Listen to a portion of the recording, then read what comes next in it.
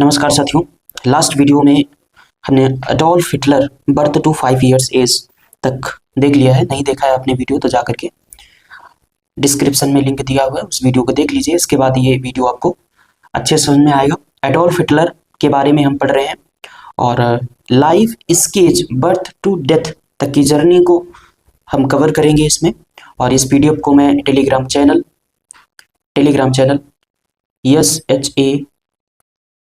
SHISHAYAR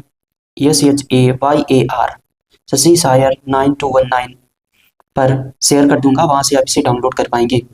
चलिए बढ़ते हैं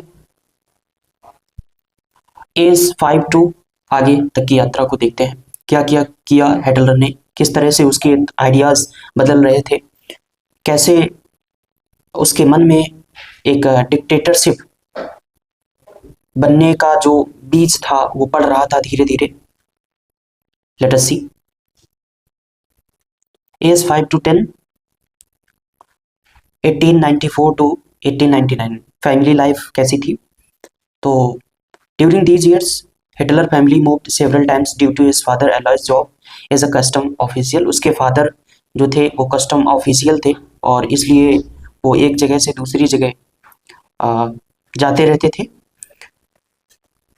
और इन 1895 में जब एडोल्फ 6 साल का था, उसकी फैमिली लैम्बेक जो कि ऑस्ट्रिया में ही था वहाँ पे शिफ्ट हो गए और वहाँ पे रोज ने प्राइमरी स्कूल मीन्स में पढ़ना स्टार्ट कर दिया। लेकिन उसके जो रिलेशंस थे उसके फादर के साथ में वो टेंस ही रहे, पुअर ही रहे। और लेकिन उसकी मदर के साथ में उसके जो रिलेशन थे वो काफ़ी स्ट्रॉन्ग थे, अच्छे थे, बॉन्डिंग अच्छी थी। अभी स्कूलिंग में क्या हुआ उसके साथ, कैसे क्या हुआ देखते हैं। At first Adolf was good student. Adolf Hitler अच्छे विद्यार्थी थे, ओबीडियंट थे, आज्ञाकारी थे और अच्छा बिहेवियर था उनका। और उन्होंने चर्च में एक गीत भी गाया और फिर उनके प्राइस्ट पादरी बनने का विचार भी किया गया। और इसी टाइम पर ओवर जैसे जैसे समय बीतता गया उनका इंटरेस्ट स्कूल में जाने का या पढ़ने का जो इंटरेस्ट था वो धीरे धीरे डिक्लाइन होने लगा, उनका मन नहीं लगने लगा। और पर्सनली डेवलपमेंट की बात करें तो Adolf showed science of being strong wild. वो डिटरमाइंड था, कोई भी चीज़ अगर ठान लेता था तो उसे वो करता था। स्ट्रॉन्ग वाइल्ड मतलब दृढ़ संकल्प वाला, इमोशनल था और प्राउड भी था जबकि वो बच्चा था। जब वो बच्चा था तब he enjoyed drawing and had a growing interest in German nationalism। वह ड्राइंग बहुत उसका मन लगता था ड्राइंग बनाने में और उसका इंटरेस्ट धीरे धीरे जर्मन नेशनलिज्म की तरफ बढ़ा। जबकि वह एक ऑस्ट्रेलियन था इसके बावजूद भी वह जर्मन नेशनलिज्म की तरफ उसका जो इंटरेस्ट था, जो रुचि थी वो बढ़ने लगी धीरे धीरे। और फिर he began to reject authority. Authority का मतलब मैंने ऊपर समझाया था। अथॉरिटी मतलब कि जैसे कोई ऑर्डर करे तो उसको रिजेक्ट कर देना, है ना। रूल्स बना जाए उसको रिजेक्ट कर देना। तो अथॉरिटी को वो इस तरह से रिजेक्ट करता था, स्पेशली फ्रॉम हिज फादर, क्योंकि फादर उसके थे वो कुछ और कहते थे, ये कुछ और करता था। ये जो इसके फादर थे वो अथॉरिटेरियन थे और ये एडोल्फ हिटलर इस अथॉरिटेरियनिज्म को रिजेक्ट करता था। मूव्स एंड चेंजेस की बात करें तो in 1899 the family move to Leonding near Linz. Austria में ही एक जगह है लिंज, उसी के पास में एक जगह है लियोनडिंग। वहां पर इसकी फैमिली के सहित वहां चला गया और फिर वहां पर Adolf would live until his father death 1903 में इसके फादर अलोयस हिटलर की मृत्यु हो जाती है, डेथ हो जाती है। और इस पीरियड के दौरान this period was relatively stable but lead the foundation for rebellious teenage years. और जब वह टीनेज ईयर्स में आया तो उसके मन में रिबेलियन के बीज पड़ चुके थे। रिबेलियन मतलब जो रिजेक्ट करता हो अथॉरिटी को, तो इस तरह के पर्सन को क्या बोलेंगे, रिबेलियन बोलेंगे। This phase of Hitler life shows the early cracks in discipline, hints of later passion like art and nationalism, and the beginning of his resistance to authority. तो इस तरह से उसका 5 years to 10 years तक का समय काल कैसा रहा, पीरियड कैसा रहा, उसने क्या क्या किया, क्या कैसे उसके थॉट्स चेंज हुए और वो अथॉरिटी को रिजेक्ट करने लगा, रिबेलियन हो गया, इस तरह से आगे बढ़ा और फिर वो 10 years एज में आता है। तो आगे क्या होता है फिर एज ऑफ 10 to 15 की बात करें, education and schooling life, Adolf continues his schooling in Leonding. जब वो लियोनटिंग में शिफ्ट हो गए तो वहां पर उसने अपनी स्कूलिंग को कंटिन्यू रखा और फिर बाद में लिंच शिफ्ट हो गया। और सबसे पहले he perform well specially in subjects he liked such as art and history. उसे आर्ट और हिस्ट्री में बहुत मजा आता था, लेकिन क्या हुआ, soon his academic performance began to decline. फिर धीरे धीरे उसकी एकेडमिक परफॉर्मेंस डिक्लाइन होने लगी, खराब होने लगी, पुअर होने लगी। He was bored and disinterested in most school subjects specially mathematics and science. और धीरे धीरे वह बहुत ही बोर होने लगा, डिसइंटरेस्टेड होने लगा, इंटरेस्ट नहीं आने लगा, स्पेशली मैथ्स और साइंस में उसे इंटरेस्ट नहीं आता था।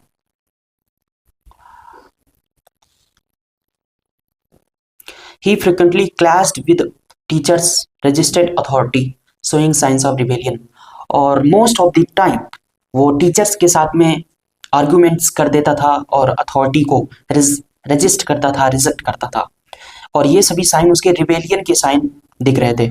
रिबेलियन मतलब जो रूल्स को ना फॉलो करता हो, जो अथॉरिटी को ना मानता हो, उसे क्या बोलेंगे, रिबेलियन। तो धीरे धीरे देखिए आप किस तरह से उसके रिबेलियन के बीज पड़ने लग गए थे उसके मन मस्तिष्क में और धीरे धीरे वो रिबेलियन बनता जा रहा था। और इस तरह से ग्रो करते करते करते करते कैसे उसके चाइल्डहुड से लेकर के आप देख पाएंगे कि वो धीरे धीरे चेंज होता गया होता गया होता गया और यही छोटे छोटे चेंजेस मिल करके फिर एक दिन उसको एक तानाशाह बना देते हैं। तो वीडियो में बने रहिए, आगे देखते हैं। Conflict with father, his father alloys interested, माफ कीजिए, his father Alois insisted that Adolf pursue a career in the civil services, but Adolf wanted to become an artist. Adolf चाहता था कि वो आर्टिस्ट बने, लेकिन उसके पिताजी चाहते थे कि सिविल सर्विस में जाए। अब दोनों में यही क्लैश होता था, थॉट्स का, आइडियाज का, एम्बिशन का, दोनों में क्लैश होता था, कॉन्फ्लिक्ट होता था उसके फादर और उसके साथ में। और इसीलिए उसके रिलेशन जो थे वो टेंस थे। फादर कुछ और कहते थे, एडोल्फ हिटलर कुछ और करता था। Their disagreements became more intense, and Adolf became increasingly defiant and emotionally distanced from his father. और धीरे धीरे वह और ज्यादा उद्दंड बनता गया और फिर अपने फादर से इमोशनली और ज्यादा दूर हो गया। फिर इसके बाद डेथ, उसके फादर की डेथ 1903 में हो जाती है। तो क्या होता है कि इन 1903 when Adolf was 13, जब एडोल्फ 13 साल का था, alloys Hitler died suddenly of a haemorrhage. और जब वह एडोल्फ 13 साल का था, उसके फादर की डेथ हो जाती है ड्यू टू लंज हेमरेज हो जाता है, इस वजह से उनकी डेथ हो जाती है। दो Adolf didn't show much outward grief, his father's death freed him from pressure to follow the career path he didn't want. बहुत ज्यादा उसे दुख नहीं दिखाया। His father's death freed him, उसकी फादर की डेथ ने उसे फ्री कर दिया, मतलब वो फ्री फील करने लगा। From the pressure to follow the career path he didn't want, उस कैरियर पाथ को जो वो नहीं फॉलो करना चाहता था, उसके पिताजी चाहते थे कि ये वही करे। इस बात से वो फ्री हो चुका था, उसके ऊपर प्रेशर नहीं था। Early signs of ambition and ideology, अब स्टार्टिंग में कुछ दिखने लगे थे उसके अंदर, आइडियोलॉजी और उसके एम्बिशंस के जो साइन थे वो दिखने लगे थे। During these years Adolf developed a stronger interest in German nationalism, उसके अंदर जर्मन नेशनलिज्म का इंटरेस्ट स्ट्रॉन्ग होता जा रहा था। Even though he was an Austrian citizen, जबकि वह एक ऑस्ट्रियन सिटीजन था। He began to idealize German culture and power and disliked the influence of the Austro-Hungarian Empire, especially its multicultural nature. उसे बहुत अच्छा लगता था जर्मन के कल्चर को, वहाँ के पावर को देख करके वो मतलब उसे अच्छा मानता था। और जो इन्फ्लुएंस था ऑस्ट्रिया हंगेरियन एम्पायर का, उसे वो डिसलाइक करता था, और स्पेशली वहाँ के मल्टी कल्चरल नेचर को वो डिसलाइक करता था। कहाँ के? ऑस्ट्रिया की। और जर्मनी के कल्चर को वो बहुत अच्छा मानता था। He also began reading books on history, war and nationalism, which influenced his later ideas. और फिर धीरे धीरे उसने हिस्ट्री पर, वार पर और नेशनलिज्म पर बुक्स पढ़नी शुरू कर दी, जिसकी वजह से उसके आइडियाज ऐसे फार्म होने लगे, उसी तरफ बढ़ने लगे, उसका इंटरेस्ट भी और उसके आइडियाज उसी तरह बनने लगे। Closeness to mother.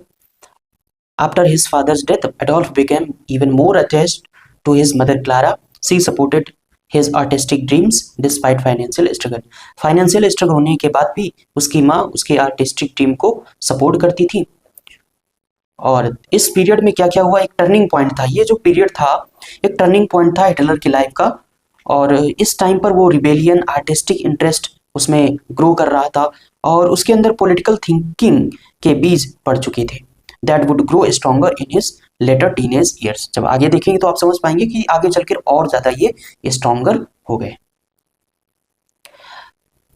देखिए रिबेलियन मीन्स क्या होता है। रिबेलियन, बार बार जो वर्ड आ रहा है रिबेलियन रिबेलियन, रिबेलियन मीन्स क्या होता है? Rebellion means an act of resisting authority, control और tradition. An act of resisting authority, authority को अगर कोई रजिस्ट कर रहा है, और कंट्रोल को या ट्रेडिशन को कोई अगर रजिस्ट कर रहा है, उसको रिजेक्ट कर रहा है, तो उसे बोलेंगे rebellion. Clear? In simple word, it's when someone refuses to follow rules और चैलेंजेस पीपल इन पावर। जो लोग पावर में हैं उनके रूल्स और चैलेंजेस को अगर कोई रिफ्यूज करता है तो उसको बोलते हैं, क्या बोलते हैं भाई? Rebellion. Clear? Example, a student refusing to obey school rules in so in rebellion. A group of people fighting against the government is a rebellion. और सिनोनिम्स की बात करें तो resistance, defiance, revolt, uprising. Clear ना? अब दूसरा question आता है इसी से, जो अभी हम ऊपर पढ़ करके आए हुए हैं, कि why had Adolf Hitler stronger interest in German nationalism. उसका जो इंटरेस्ट था वो जर्मन नेशनलिज्म के लिए ग्रो कर रहा था, स्ट्रॉन्ग हो रहा था। क्यों? ऐसा क्यों था? जबकि वो तो ऑस्ट्रिया का था। तो फिर जर्मनी के प्रति, जर्मनी की राष्ट्रीयता के प्रति उसकी रुचि क्यों बढ़ रही थी?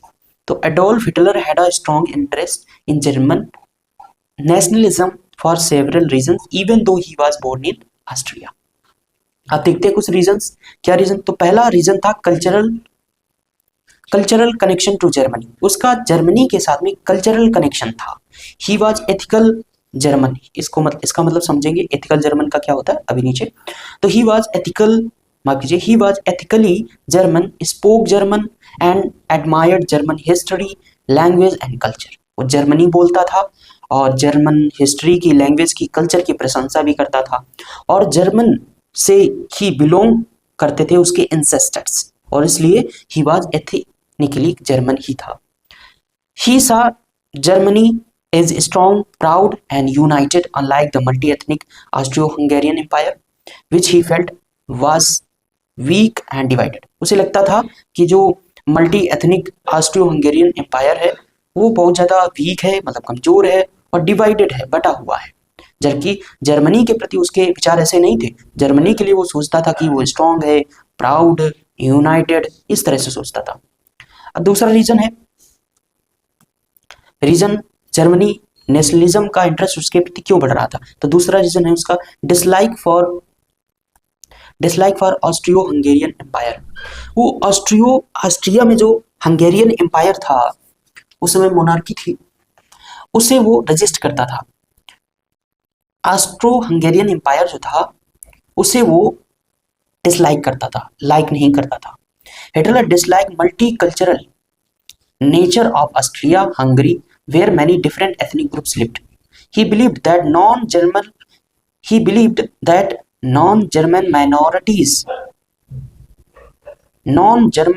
minorities like Slavs and Jews weakened the empire.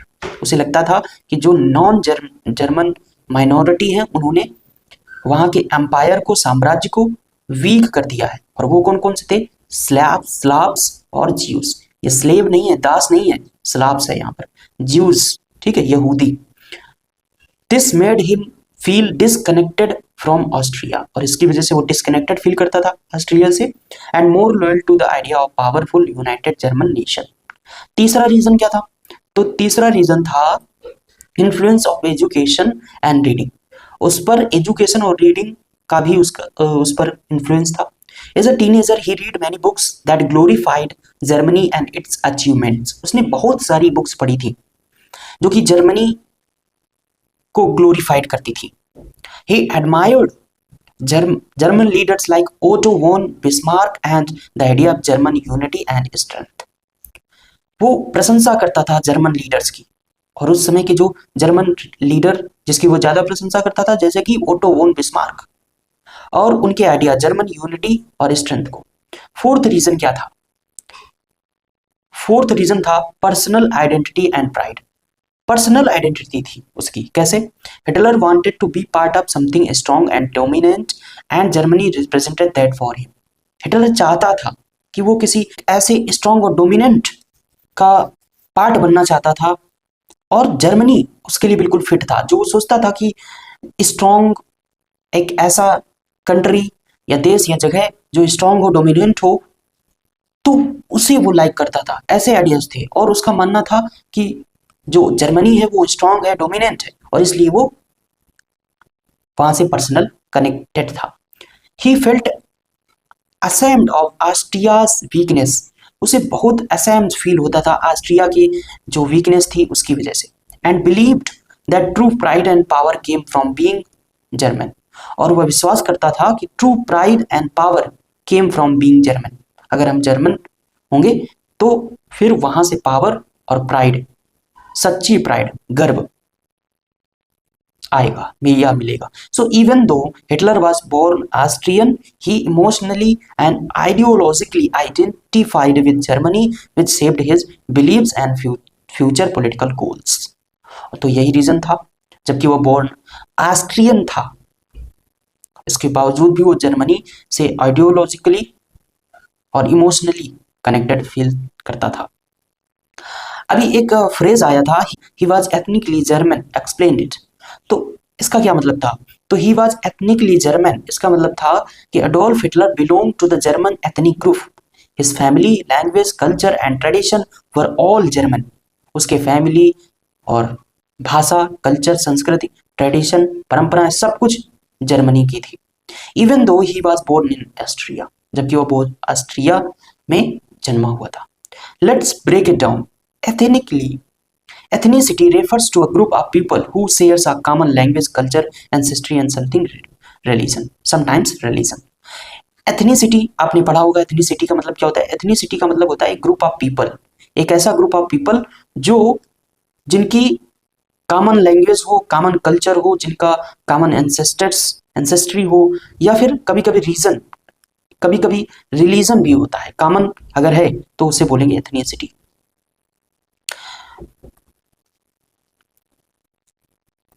So saying ethnically German means he spoke German, वो जर्मन बोलता था। He followed German customs and traditions. Ancestors were German. He felt connection to the German people more than to Austrian from other backgrounds like Slavs and Hungarian. Even though Austria was a multi-ethnic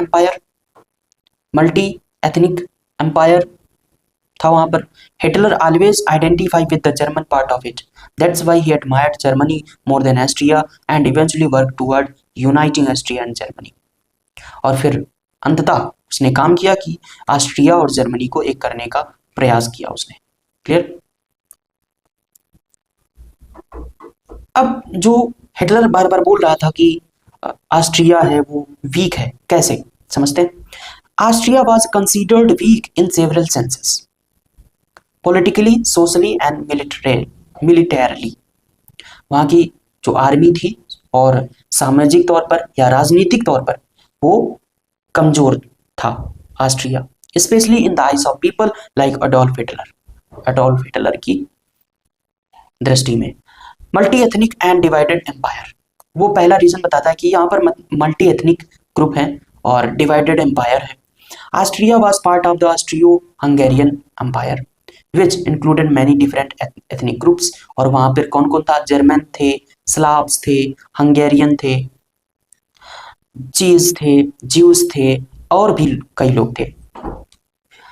These groups often had conflicting interest, languages and culture, और ये group हमेशा conflict में रहते थे अपने interest, language और culture को लेकर, making the empire unstable and hard to govern, और इसकी वजह से अनस्टेबल वहाँ के एम्पायर सिस्टम रहता था। और तो इस तरह से Hitler believed this diversity made Austria weak, और हिटलर को लगता था कि इसी डाइवर्सिटी की वजह से जो ऑस्ट्रिया है वो वीक हो गया है, कमजोर हो गया है, because there was no unity और सेल्फ नेशनल आइडेंटिटी।